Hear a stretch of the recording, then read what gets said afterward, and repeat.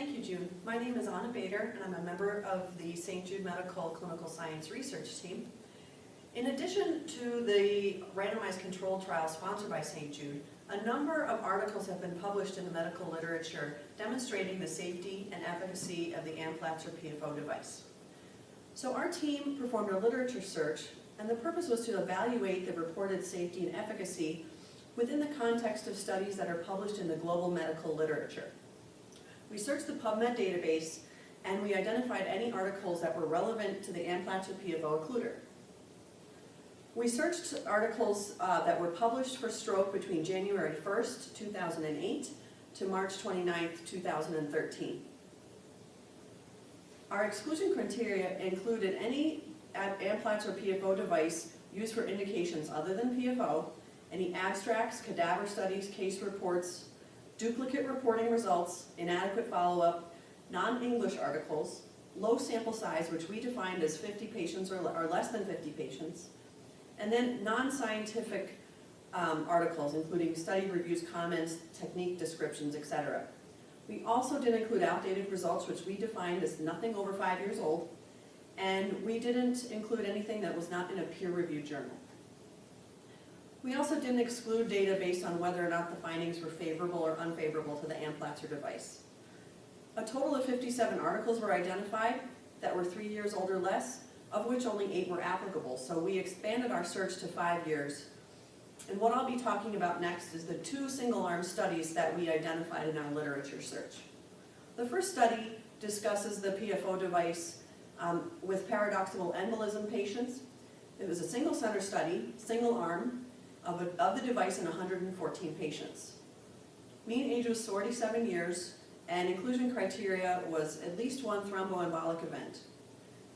Results showed PFO closure at 100% success rate with a mean follow-up of 18 months.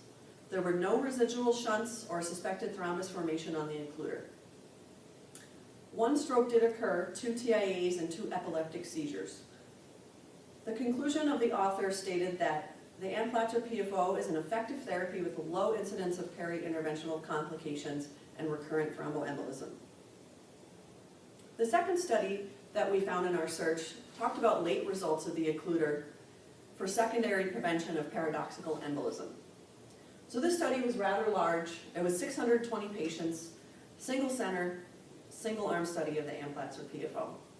It included men and women, mean age of 51 years, and they were secondary prevention of paradoxical embolism was the endpoint. This study showed great results with PFO closure successful in 91% of patients at 6 months. There was very minimal residual shunting in 6% of patients, moderate shunting in 2%, and only 1% of patients demonstrated a large residual shunt.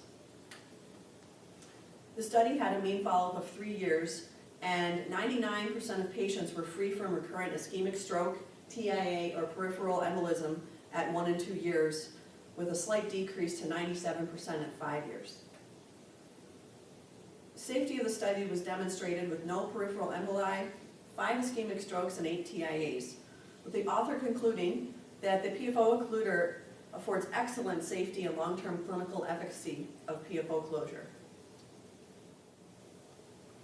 So the 2 single-arm studies that we demonstrate here really complement the findings of the recently published randomized control trial sponsored by St. Jude Medical. The 2 single-arm studies represent experience in 734 patients combined, high closure rates, very low complication rates, and continued efficacy over 3 years. Thank you. The RCT sponsored by St. Jude Medical demonstrated the equivalency of the PFO device to medicine therapy. However, future clinical trials will be needed to demonstrate superiority over medicine therapy. In addition, health economic studies would be beneficial, as we believe our device is a cost savings over medicine therapy. And finally, post-market studies are also needed to evaluate the long-term safety and efficacy of the device. So I'd like to provide some closing remarks to assist you in making your decision for reimbursement coverage today. The Amplatzer PFO, which is approved by the FDA, demonstrated very high closure rates in all of the clinical trials we presented today, whether they be single-arm, multi-arm, or randomized control trials. In the RESPECT trial, we were able to demonstrate that our occluder device was associated with 46 to 72% reduction in stroke risk. We also demonstrated that the device exposes patients to a very low risk of procedure or device-related complications. Our RESPECT and PC randomized clinical studies demonstrate that the efficacy of the Amplatzer occluder is equivalent to the standard of care. In addition, our device will be able to be implanted in a variety of patients as identified in the clinical studies demographics.